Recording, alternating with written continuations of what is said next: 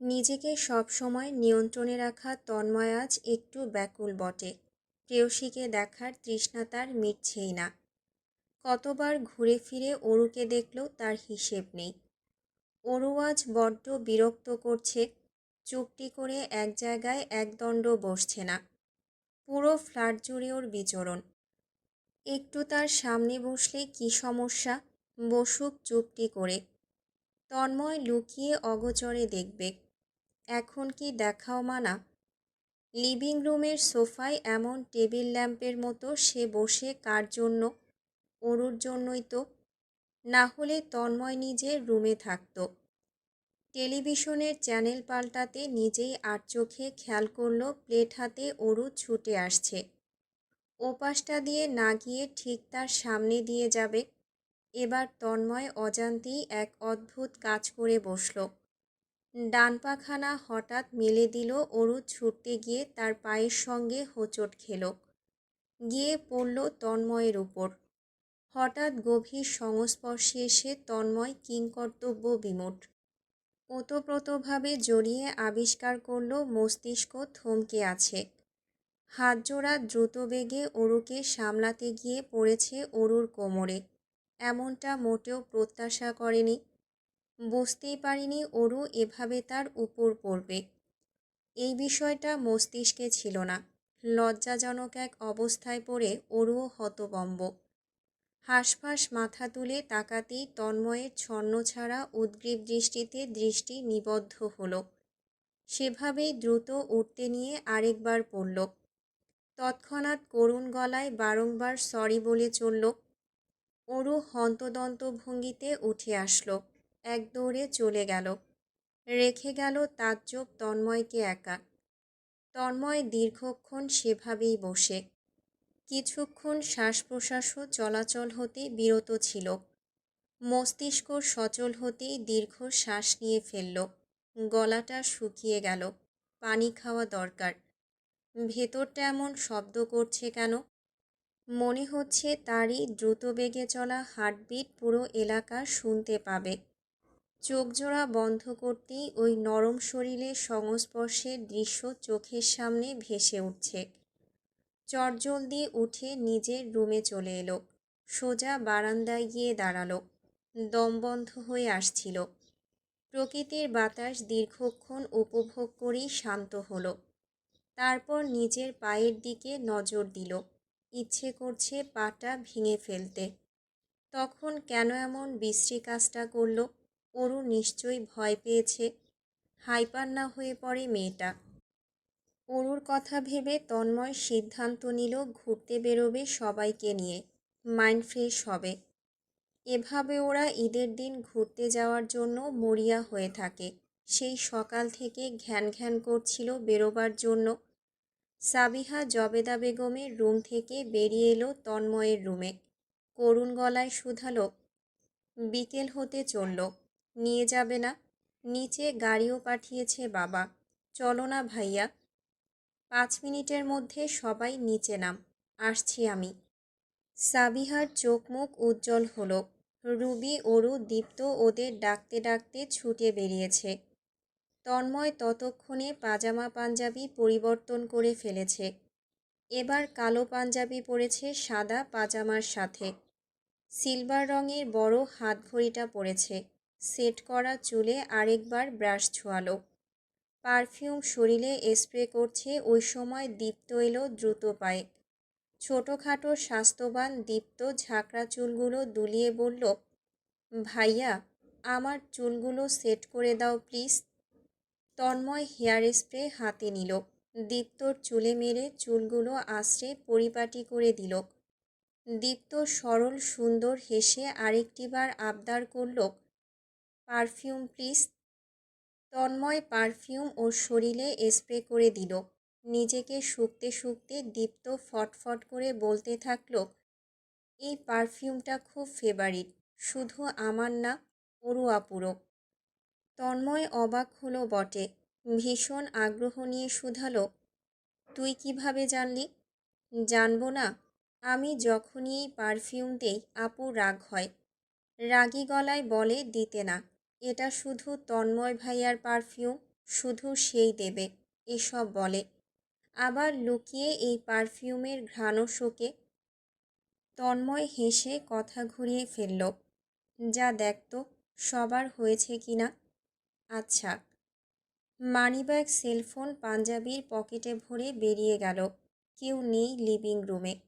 সবগুলো জবেদা বেগমের রুমে হইচই করছে। তন্ময় তাদের নিচে নামতে বলে বেরিয়ে আসে। লিফট নামছে দেখে দ্রুত নাম্বার টেপে। Ground floor. তাদের ফ্লোরে থামতেই দরজা খোলে। ভেতরে একজন উপস্থিত। তন্ময় তেমন খেয়াল করেনি। ভেতরে ঢোকে। দরজা লাগাবে ওই সময় ছুটে আসতে দেখে দীপ্তকে। তাই পা বাড়িয়ে লিফট আটকায়। দীপ্ত হেসে হেসে ঢুকে তন্ময়ের পাশে দাঁড়ায়। দুই হাতে বড় ভাইয়ের হাত ধরে রাখে। কই মাছের মতো নাচতে নাচতে শুধায়, আমরা কোথায় যাচ্ছি ভাইয়া? কোথায় যেতে চাচ্ছে আমাদের Dipto? I like to watch sea. Sea? একদিনের মধ্যে গিয়ে সি দেখে ফেরা তো সম্ভব হবে না। আজ অন্য কোথাও যাই। পরের বার সমুদ্রের ট্রিপে যাব। ওকে? ওকে। তাহলে অন্য কোথাও কই যাচ্ছি? আশেপাশে। দীপ্ত পেছনে দাঁড়ানো সুন্দর মেয়েটিকে খেয়াল করল। ভদ্রতার খাতিরে হাসল সে। ছোট গলায় বলল, হ্যালো আপু। মেয়েটি খুশি হলো। চোখ মুখ উজ্জ্বল। নিচু হয়ে দীপ্তর নাকে টোকা দিল। হ্যালো সুইটহার্ট, কী নাম তোমার? দীপ্ত। আপনার আপু? ভীষণ সুন্দর নাম তোমার দীপ্ত। আমার নাম Rebecca. Nice to meet you. Mithu Rebecca আপু। রেবেকা মুগ্ধ হয়। বড় ভাইয়ের মতো ছোট ভাইও মুগ্ধকর। রেবেকা আরেকবার লম্বাটে তন্ময়ের দিকে তাকায়। লিফট থামতেই তিনজন বেরোয়। দীপ্ত এখনও এটা সেটা নিয়ে কথা বলছে রেবেকার সঙ্গে। তন্ময় বাম হাতে হাত ধরে দীপ্তর। গাড়ির সামনে এসে পাঞ্জাবির পকেটে হাত ঢোকালো। সাবিহা চাবি দিয়ে গিয়েছিল, কিন্তু সে আনতে ভুলে গিয়েছে। দীপ্ত খেয়াল করে বলল, ভাইয়া আমি নিয়ে আসি। আচ্ছা, তাড়াতাড়ি এসো। দীপ্ত যেতেই তন্ময় খেয়াল করল মেয়েটা এখনও দাঁড়িয়ে। অপ্রস্তুত রেবেকা বলল, হ্যালো, আমি রেবেকা, 6th ফ্লোরের। হ্যালো। তন্ময় ভদ্রতাসূচক মাথা দোলায়। সেই সময় তার সেলফোন বেজে ওঠে। তন্ময় দেখে ইব্রাহিমের কল। এক্সকিউজ মি বলে অদূরে এসে কল রিসিভ করে কথা বলতে ব্যস্ত হয়ে পড়ে। বন্ধুবান্ধব বেরোনোর প্ল্যান করছে। তন্ময় জানালো সে রাতে ফ্রি, এখন বেরোচ্ছে। সেই হিসেব ধরেই ইব্রাহিম বলল, তাহলে 12টার পর লং ড্রাইভে বেরোই, আমি জানাচ্ছি বাকিদের। আচ্ছা। এই শোন, তোর ছুটি কয়দিন? 9 দিন। একটা ট্যুর দিলে কেমন হয়? মা বাসায় একা। উফস, ভুলে গেছি। আচ্ছা রাখি। দীপ্ত চলে এসেছে। চাবি তন্ময়ের হাতে দিল। পেছনে সাবিহা, অরু, রুবিও হাজির। রেবেকা তখন নিজের গাড়ির সামনে ঢুকবে ওই সময় সাবিহাকে দেখে হাসল। তারা সেম ব্যাচের ছিল। ভালো খাতির আছে টুকটাক। সেই সুবাদে আলাপ করতে বসল। তন্ময়ের ডাকে সাবিহা বলল, পরে আলাপ হবে, এখন আসি। আচ্ছা।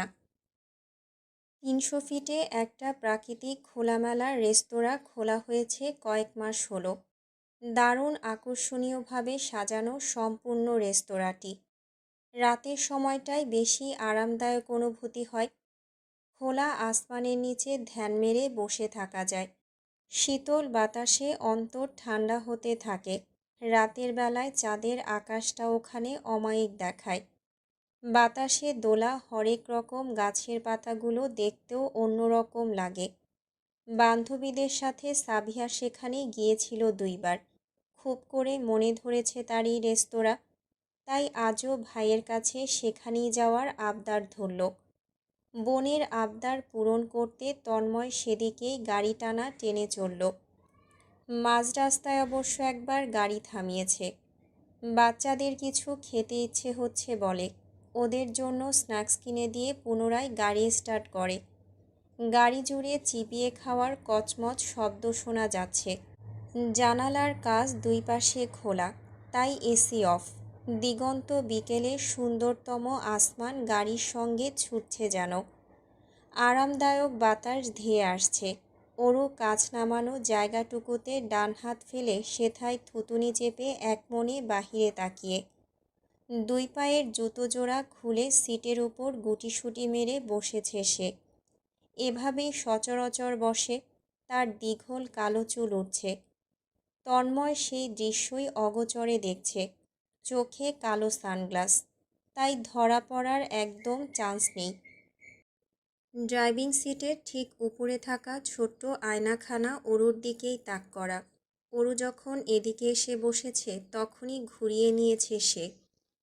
এ সময় খেয়াল করল ওরু হাত বাইরে বের করে রেখেছে। একটা গাড়ি ক্রস করে গেলে কি হতে পারে ধারণা আছে নাদান মেয়েটার। কপাল কুঁচকে আসলো তন্ময়ের। ধমকানো গলায় চিন্তিত সুরে বলল, হাত ভেতরে নে। ওরু ঝটপট হাত গুটিয়ে নিল, যেন এই ধমক শোনার আশায় সে ছিল। তন্ময়ের ইদানিং সন্দেহ হয় মেয়েটা বারংবার একই কাজ ইচ্ছে করেই করে। না হলে একই কাজের জন্য বারবার তাকে ধমকাতে কেন হবে? সে তো ধমকাতে চায় না, তাকে জোরপূর্বক বাধ্য করে। রাস্তায় জ্যাম আছে ভালোই, সঙ্গে মানুষের উৎপত্তি। গিজগিজ করছে লাখো মানুষের ভিড়ে। সেসব ঠেলে পৌঁছাতে পৌঁছাতে সন্ধ্যা প্রায়। গাড়ি পার্কিংয়ের দারুণ সুযোগ রয়েছে। তন্ময় গাড়ি পার করল এক সাইড করে। সাবিহা ইতিমধ্যে বেরিয়েছে। বড্ড খুশি সে। ভাই বোনদের ভেতরটা দেখানোর জন্য এক প্রকার অস্থির হয়ে আছে। ওরুর বেরোতে সময় লাগলো। জুতো জোড়া পরল, তারপর বেরোতে ধরল। গাউন নিয়ে আটকালো দরজার সঙ্গে। নিচু না হয়ে ছুটিয়ে ও বোকার মতো টানছে। তন্ময় সেই দৃশ্য কিছুক্ষণ দেখে এগিয়ে আসলো চাবি হাতে। চাবিটা পকেটে ভরে গম্ভীর স্বরে বলে, ওদিকে সরে দাঁড়া। ওরু লেপ্টে গেল দরজার সঙ্গে। এভাবেই তন্ময়ের সামনে বড়ই ছোট দেখতে সে। এভাবে গুটিসুটি মেরে লেপ্টে যেতেই আরও ছোট দেখালো। তন্ময়ের আধা ঝুঁকে ওর আটকে থাকা ওড়নার আঁচলটুকু ছুটিয়ে নিল। তন্ময় খেয়াল করেছে, ও একটু কাছাকাছি গেলেই ওরু হাঁসফাঁস করে, যেন শ্বাস প্রশ্বাস নিতে পারছে না। ব্যাপারগুলো যেমন তন্ময় খেয়াল করে তেমন উপভোগও করে। তবে আজ ওরু তড়িঘড়ি করে ছুটে পালিয়ে যায়নি, বরঞ্চ ঠায় দাঁড়িয়ে। তন্ময় আর চোখে শক্ত হয়ে দাঁড়ানো ওরুর পানে চেয়ে সামনে পা বাড়ায়। পিছু ওরুও ছোটে। ওদের ফিরতে ফিরতে রাত 10টা 10। গাড়ি সোজা থামিয়েছে শাহজাহান বাড়ির সামনে। আকাশকে পূর্বেই কল করে এনেছে। তন্ময় গাড়ি থেকে বেরিয়ে চাবি ওর হাতে ধরিয়ে দিল। ইশারায় ওরু সাবিহা ওদের ভেতরে যেতে বলল। সাবিহা ক্লান্ত ভঙ্গিতে চলে গেছে। দীপ্ত হইচই ফেলে ঢুকেছে। ওরু দাঁড়িয়ে। অন্যদিকে আকাশ গাড়িতে ঢুকে গাড়ি বাড়ির ভেতরে ঢোকাচ্ছে। দুজন দাঁড়িয়ে ফাঁকা গলির মতো বড় রাস্তাটায়। ওকে ভ্যাবলার মতো দাঁড়িয়ে থাকতে দেখে তন্ময় বলল, ভেতরে যাচ্ছিস না কেন? আপনি যাচ্ছেন না কেন? আমি কি তোকে বলে যাব? কেন? বললে কি হবে? আপনি গেলেই আমি যাব। দৃঢ় গলার জবাব ওরুর। তন্ময়ের হাসি পেল, তবে হাসল না। মুখশ্রী গম্ভীর রাখার চেষ্টা করে শুধালো, কেন? আপনাকে যদি কেউ কিডন্যাপ করে নেয়? আমাকে কিডন্যাপ করবে? তো? আজকালকার মেয়েদের নজর ভালো না। তার মানে তোর নজরও ভালো না? সবাই আর আমি এক নাকি? আমি খুবই ভালো, আমার নজরও ভালো। আর মেয়েরা কিডন্যাপ করতে চাইলে করতে পারে, আমার বাধা নেই। এমন জবাব ওরু মোটেও হয়তো আশা করেনি। চোখ বড় করে তাকালো। কি? তন্ময় মাথা ঝুঁকিয়ে হাসল, বলল, এখনো দাঁড়িয়ে? ওরু দৌড়ে চলে গেল। দরজার ভেতরে ঢুকে শেষবার উঁকি মেরে তবেই গিয়েছে। তন্ময় বাড়িটা একবার দেখে হাঁটা ধরল। গলির মাথায় এসে পাজোড়া থেমে গেল। সামনে মোস্তফা সাহেব দাঁড়িয়ে গম্ভীর মুখে, হাতজোড়া পিঠের পেছনে পেঁচানো। এখনও শরীরে লেপ্টে তন্ময়ের কিনে দেওয়া পাজামা পাঞ্জাবি। তন্ময় আনমনে হেসে এগিয়ে গেল। বাবার পাশ ঘেঁষে চা দোকানটায় গিয়ে বসল। মোস্তফা সাহেব নরম হলেন।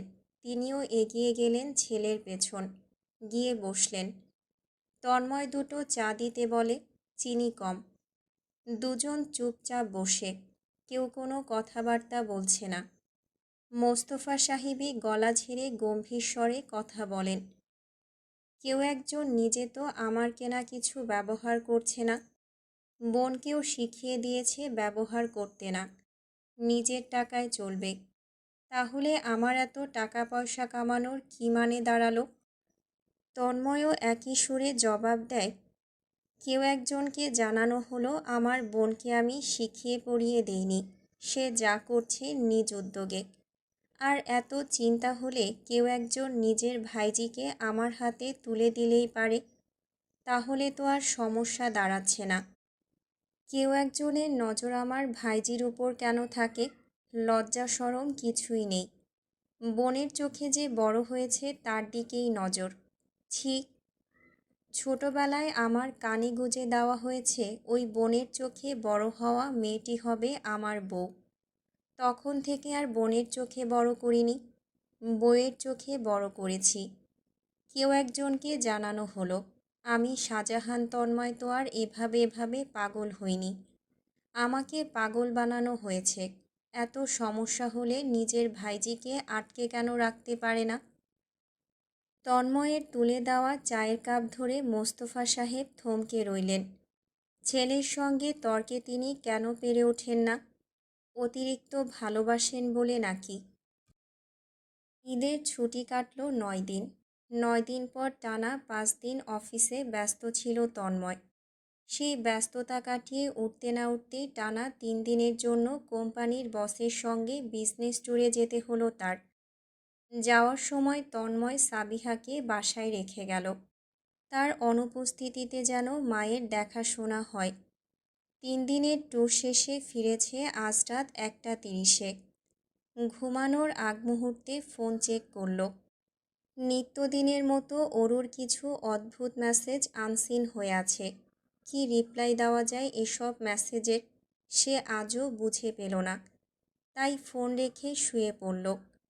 ভীষণ ক্লান্ত লম্বা জার্নি করে চোখ জোড়া বুঝতেই অরুর হাস্যোজ্জ্বল মুখশ্রী ভেসে উঠল। অনেক দিন ধরেই মেয়েটাকে দেখছে না। কিছুদিন চোখের সামনে না এলেই তন্ময়ের অশান্তি লাগে, শূন্যতা অনুভব হয়। 2 দিন ছুটি আছে। তন্ময় ভেবে রাখল কাল অরুর কলেজে যাবে। ওর কলেজ ছুটি হয় যেহেতু সকাল 12টায়, তন্ময় 12টার আগে পৌঁছে যাবে ওকে পিক করতে, লাঞ্চ করাতে নিয়ে যাবে। তন্ময়ের ঘুম ভাঙে বৃষ্টির শব্দে। ঝড়ঝাপটাময় বৃষ্টি। থাই গ্লাস ভেদ করে দেখা যাচ্ছে আধারে আকাশ, চারিপাশ মেঘলাময়। দেয়াল ঘড়িতে 10টা 30। তন্ময় উবুট হয়ে শুয়ে মুখ নরম বালিশে গুজে দিল।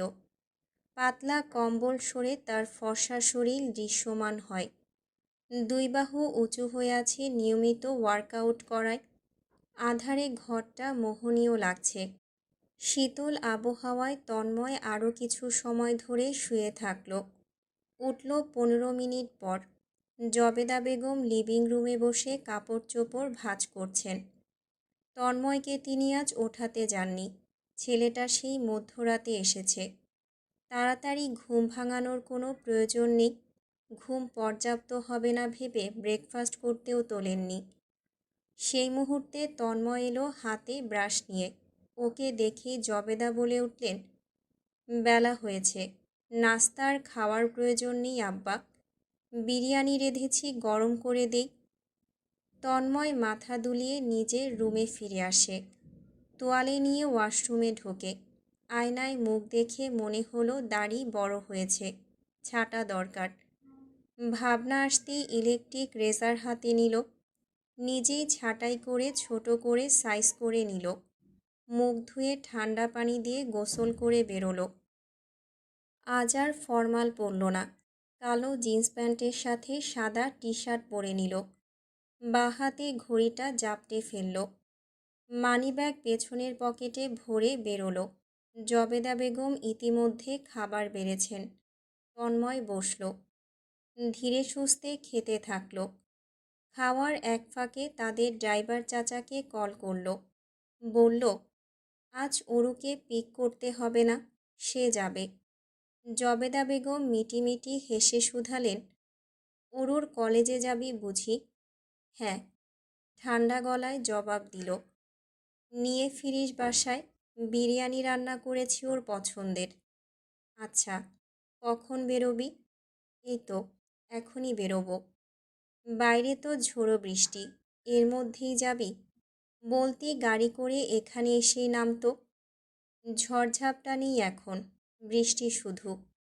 জবেদা বেগম তবুও চিন্তিত।